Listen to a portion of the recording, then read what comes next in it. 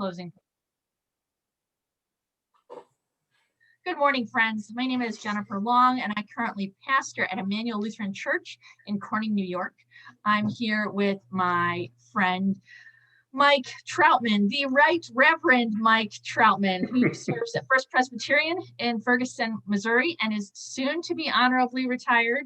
And my friend, the Right Reverend Dr. Steve Langford, who is already honorably retired from the United Methodist Church and is in Arlington, Texas.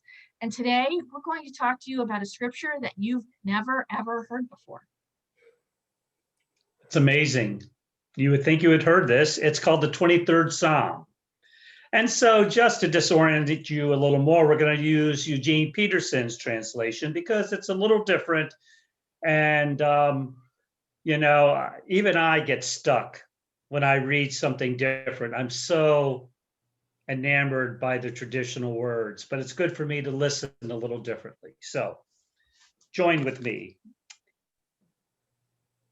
God, my shepherd, I don't need a thing. You have bedded me down in lush meadows, and you find quiet pools for me to drink from.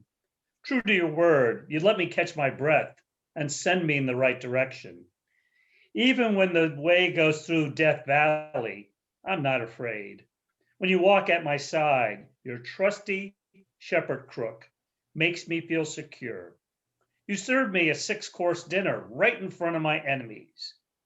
You revive my drooping head. My cup brims from blessing. Your beauty and your love chase after me every day of my life. I'm back home in the house of God for the rest of my life. There you go. I like it. Jen, you get a non-committal look on your face. Yeah, I've been using the message in worship next to the Psalms when I've been preaching the Psalm series. And I'm kind of non-committal about Peterson's 23rd. I think because for me, I don't know. I suppose there is a stuckness about the traditional language, but to me too, I've known this psalm for so long and used it in so many ways that looking at the traditional language for me was really, really exciting to think about how it's not maybe always the way that language has been traditionally understood.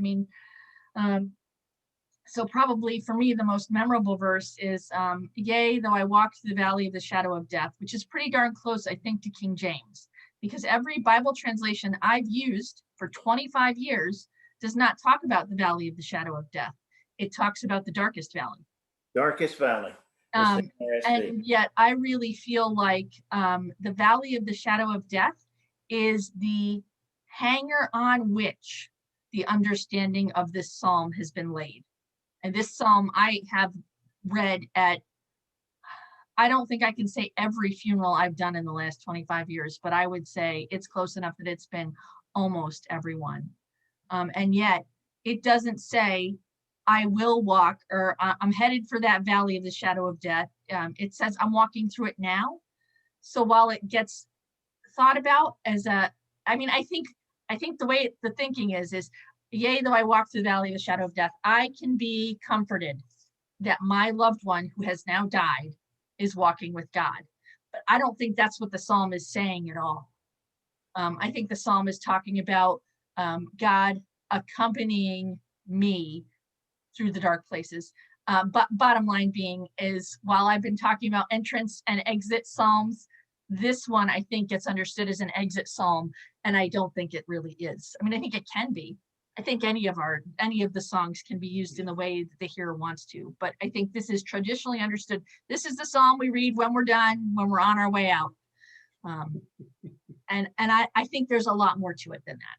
So, yeah. If anything, it is a psalm of the journey in between. It's not an entrance, it's not an exit, it's the journey itself. Here's how I walk the journey.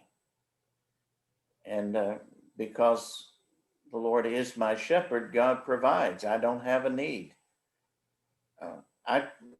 I traditionally divide it into the verse 1 is the theme. God provides all my needs. Verses 2 and 3, God provides my needs during the common times. Verses 4 and following during the crisis times. So as a result, the conclusion is it doesn't matter where I'm walking, God's goodness and mercy are dogging my steps the whole way. God is faithful. So it is a story, it is a psalm about the steadfast love of God. I've been dividing it not in the exact same way, but in a similar way, that the first 3 verses are, because we've been talking about orientation, disorientation, and reorientation, that this is a psalm that really captures all 3 of those. Absolutely. Like lament psalm really captures what it is to be disoriented. I feel like this in the first 3 verses is like, this is how I shape my life, oriented towards God. And then 4 and 5 capture, this is what it looks like when I'm disoriented.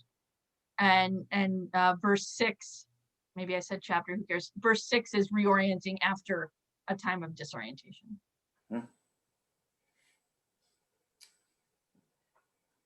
Brueggemann's explanation of the orientation, disorientation, reorientation is a profound way of dealing with the Psalms. He's very insightful there. Well, I think too, and not only, I mean, you can capture it in a psalm, then you can capture pieces of it in psalms, but for me, the greatest insight he had is that orientation, disorientation, and reorientation really captures the entire arc of the book of Psalms. The arc of life. Which I think is really useful. Yeah. Because it is the nature of life. Life is full of change that disorients us, that disrupts us. We've walked through a major disruption this last year. And how do we reorientate, knowing that God has been faithful and God will continue to be faithful? So Mike, what about you? You haven't had a lot to say yet.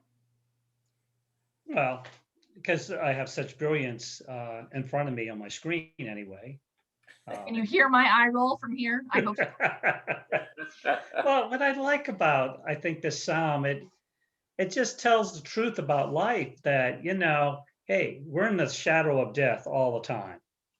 It's just there. Is it an enemy? We have this sense that we create death to be an enemy or a punishment, when it is just the reality of being human. It's part of being human. It's just the reality, and it's not an enemy. It's not a punishment. It just is one of those things that happens and comes to us as being human. And what this psalm always gets me a sense of is, increasingly, I think, a sense of, is that wherever I'm at in my journey, whatever stage where I'm oriented or disoriented or reorienting, God's present. And that God's in the midst of there, calming me, cooling my head, and just, shutting down all the mechanisms that goes on my brain when I get anxious or I'm disoriented. God prepares a meal for me, feeds me, takes care of me. And then I can just trust when that final process comes of death, that it is not beyond the reach of God. So which is greater, the power of death or the power of God's faithful love? So Well, our faith statement is that God's love is greater. Yeah. And, I often say to myself, because sometimes, I have to talk to myself to calm myself down, is that in the end, God's love wins out. I don't know what that means, but it's comforting to me. I don't know what it looks like. When you figure it out, I would like to hear exactly what that means. I also think this psalm really reflects a beautiful thing that I know I lose on a regular basis, definitely lost over pandemic, but a sense of a balance of action and rest in one's life. in that sense, don't rush past. Don't rush past what's here. Take time to be led beside those still waters and have your soul restored. Or I can't remember how the other version put it now. I'm so sorry. Catch my breath or something, wasn't it? Maybe that was it. But you know, that sense of, you know, lead me in the paths of righteousness, or lead me in right paths, which is how more recent translations have it. You know, if I'm too busy looking at something else, I can't be led anywhere. Well, it's me. You struggle to lead me anywhere anyway. But that being said, you know, that all of these things take some recognition. You know, you can set a table before me, and if I don't sit down at it to eat, like, boom, I'm gone. Yeah. If we don't slow down, do we even recognize the provision that is there? Yeah. And I think it's interesting that when I don't slow down and I don't recognize that provision, ultimately I end up thinking, who's taking care of me but me? Yeah. Now, I don't think that's true. I don't think God is any less with me because I haven't slowed down to notice. But but I think it does allow me to attribute a lot of good stuff to myself as opposed to where it actually came from. Yeah. And we're back into that self-reliance mentality that is so inherent to our human nature. I find that we don't like dependency, even when that dependency is upon God.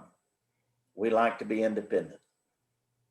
I can do it myself, Daddy, Mommy. Well, that's part of the journey, right? To learn to do it for ourselves. And then I guess what Rohr says, the second part of life is giving up that sense of, you know, we're totally independent. We pulled ourselves up by the bootstraps. And now it's an opportunity, I mean, use Brueggemann's language, to reorient ourselves, but to regain a sense of wholeness about who we are, what we are, where we'll be, what will happen to us, all the kind of existential questions that float out there that sometimes I think, unfortunately, pass by so quickly because we think we have the answers. And I know for myself, and I'm just speaking, you know, autobiographically, that I have to play with myself on this. You know, I've said this to others, people I trust and know, and you two are definitely within that group, is that life will miss me when I'm gone. I want it to miss me. You know, I desperately want life to miss me when I'm gone, because you know, at my best, I enjoy life. And even in the midst of the ups and downs of what it means to be human, how can you not? I mean, I just feel fortunate that the journey that I've had has been meaningful. Yep. I don't want to say it was great, fantastic, or it's been meaningful. It's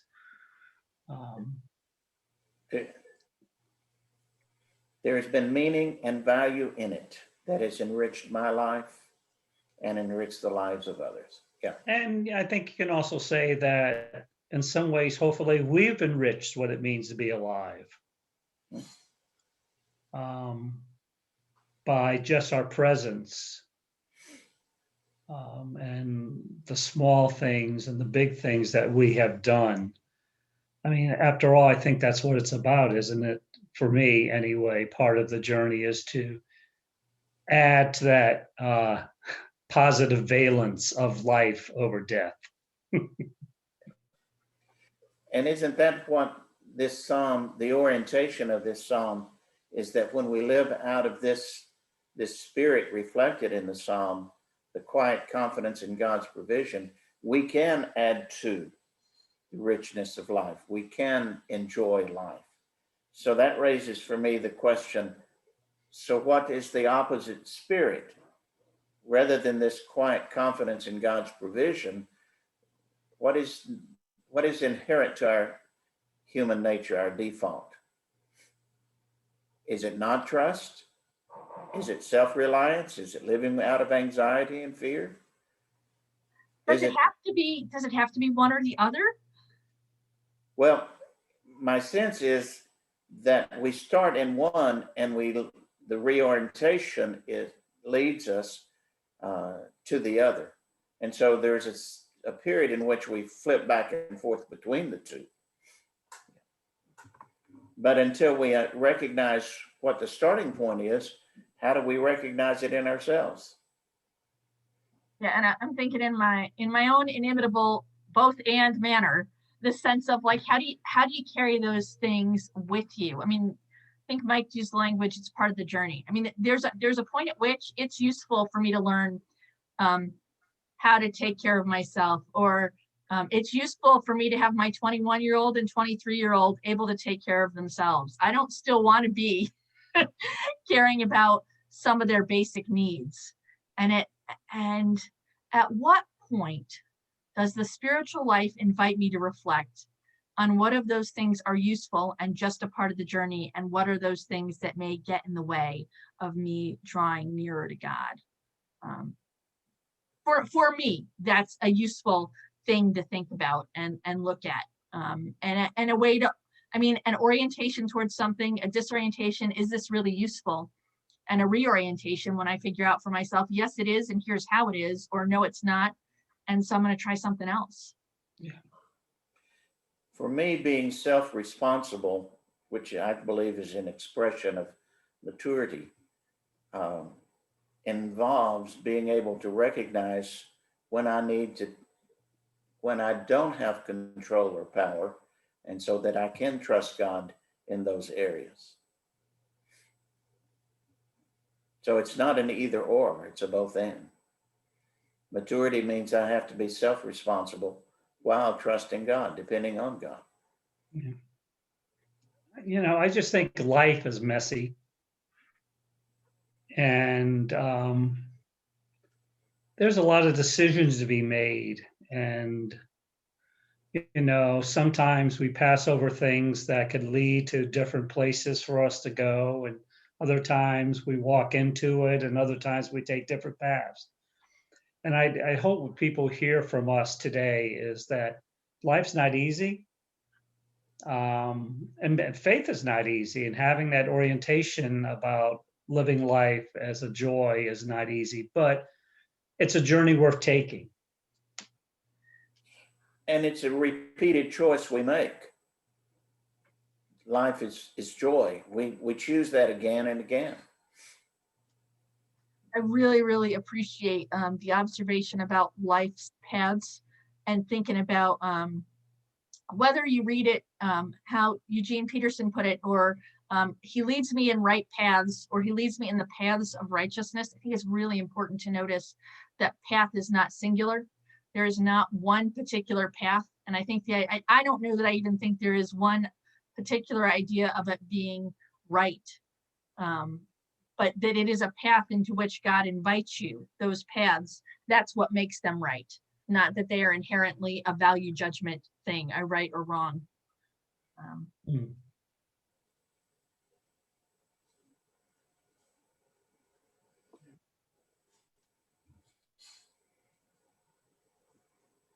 I like that. I mean, I think what we can, you know, hopefully people hear us saying in the midst of all this is that, you know, there's a whole lot of ways to get to the one way. I mean, I think life is, I don't have any good analogy for it. It's, you know, is it a strainer? Is it a sifter? Is it a funnel that all takes us? I don't know, whatever way you can get by this life. But I hope that people would see that there is value in what we do, and value in living our lives, and value in the choices that we make. Even when we kind of miss opportunities, there's value in that. And I think that's what gives me comfort in the midst of the ups and downs, that thinking of what the writer of Hebrews says, working out your salvation with fear and trembling. Not an easy thing, but it's a worthwhile journey. Which is a spirit of faith, an attitude of faith, that it's worth doing the work. And then that in the midst of doing the work, we find that God's faithful love provides and guides. Yeah.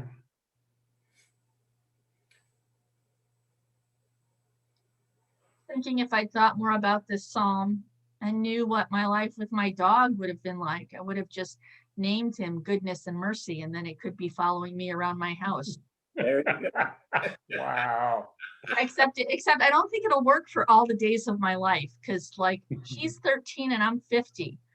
And God willing and the creek don't rise, I think he's going to get there before I do. So would have only followed me the days, some of my life, and then be gone. And I'm not really sure that's a message or an idea I want out there. And I guess I think we want to affirm that, I think of my own life, my father's life, and how messy it was and mixed up it was. And it's somehow comforting for me to be able to claim his life as being part of, the life of God. And it just gives me comfort to be able to claim that for others as well. Maybe that affirmation doesn't mean anything, but it's important to me to be able to, in the midst of the messiness of my own father's life, to be able to claim something of goodness and mercy in it. I don't know that I believe, I'm pretty sure as soon as I say this, I'm going to get a hit list of 20 documentaries of true crime stuff I should watch. I'm not sure I believe, based on who I think God is and that God created the world and created us, I do not think there is a life that is absent of goodness and mercy at some point along the way. It may not be the dominant, but somewhat. I say amen. So be it. And what would it mean? See, didn't even think I was going to this. What would it mean to look at the lives of others, in particular lives I think look to be less good and less mercy inspired? What would it mean to look at those lives and look for that, as opposed to look at what I think is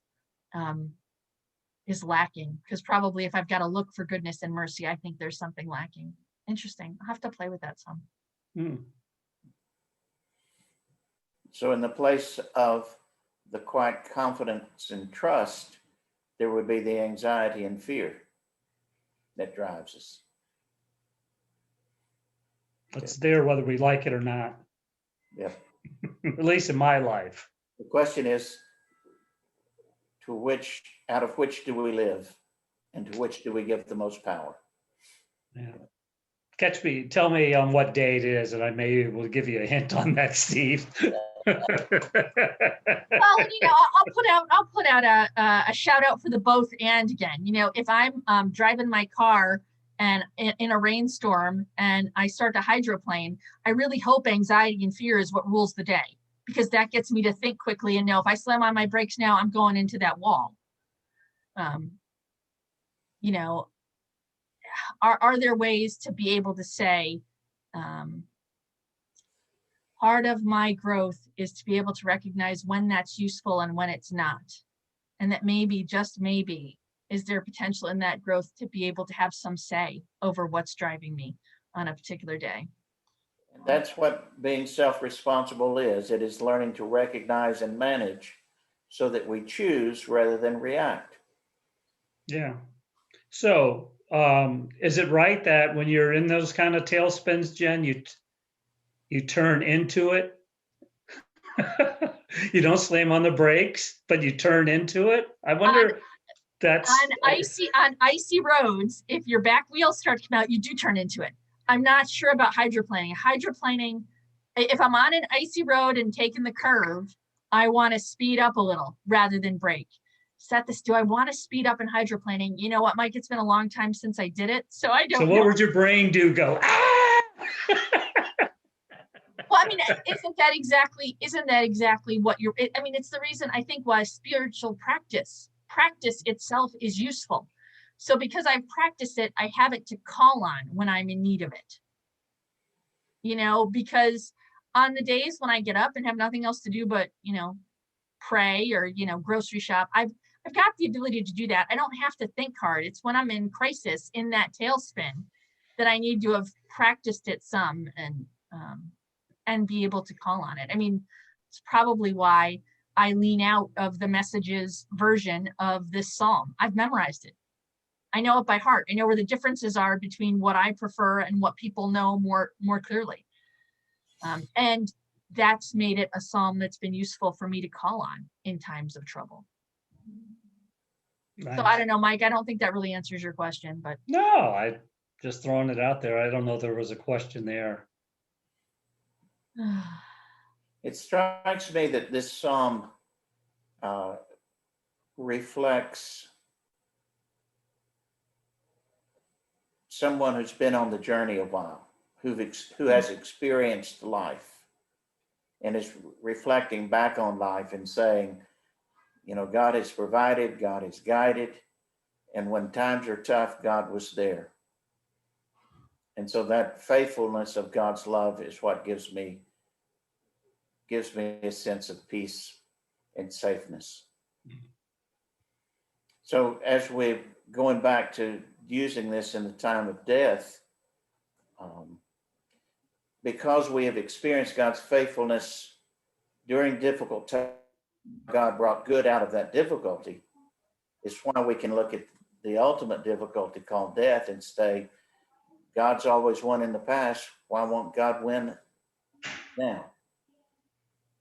So it's ultimately a confidence in God's faithful love, staking our life on it. And isn't the underlying fear of death that sense of being out of control and powerless, coming to an end? So that's where we trust that God is still faithful and in control. All right, so just out of curiosity, because I've thought a lot about this and I'm happy to even answer first. Do you fear death, gentlemen? Depends what day you catch me in. Fair enough. No, serious. Some days it's like I trust and I'm good wherever Jesus is at and I'm going, okay.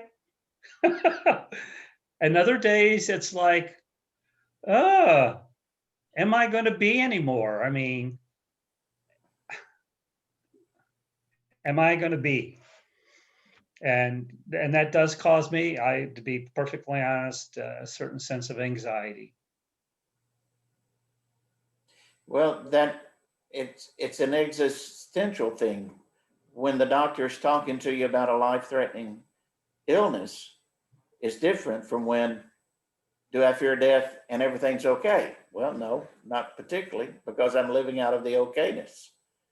But when it becomes a reality staring me in the face, I have to deal with that anxiety. It's a normal part of my human reaction. The question is, do I live out of it, or do I live out of the confident trust in God's steadfast love? So it goes back to a choice. So for me, I've thought a lot about it, in part due to a diagnosis that was incorrect when I was in my 30s. And I'm actually, I don't think I am afraid to die. I'm sad about leaving.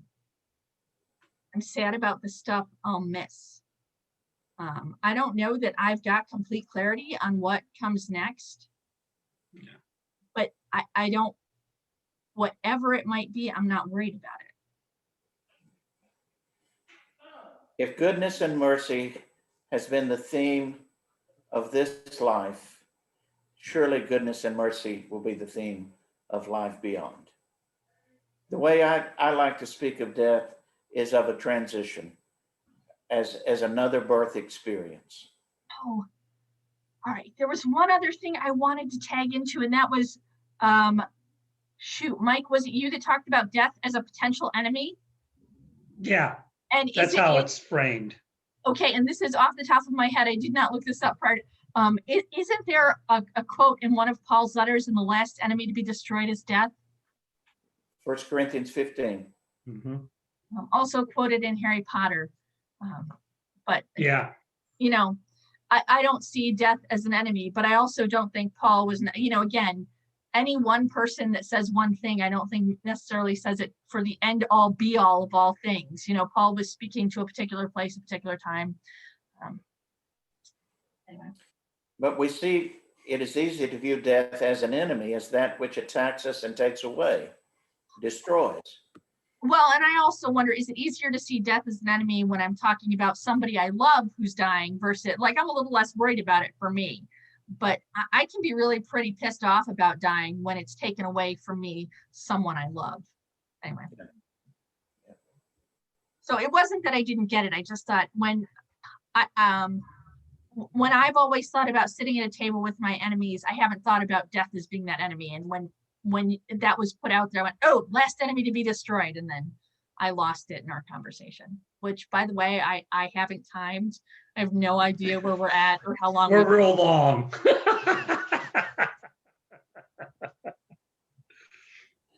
But it's been good. I'm glad. So I guess that's the cue, Steve. Okay.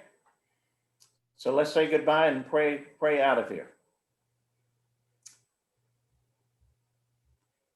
And so, merciful and gracious God, we rejoice in who you are, that you are God of steadfast, faithful love. And because of that love, goodness and mercy does follow us, dogging our heels every step of the way. Grant us the strength, the faith, the quiet confidence to live out of that faithful love rather than out of our anxiety and fear. This is our prayer in the name of Christ. Amen. Amen. Amen. Peace, friends. Peace of Christ be with you.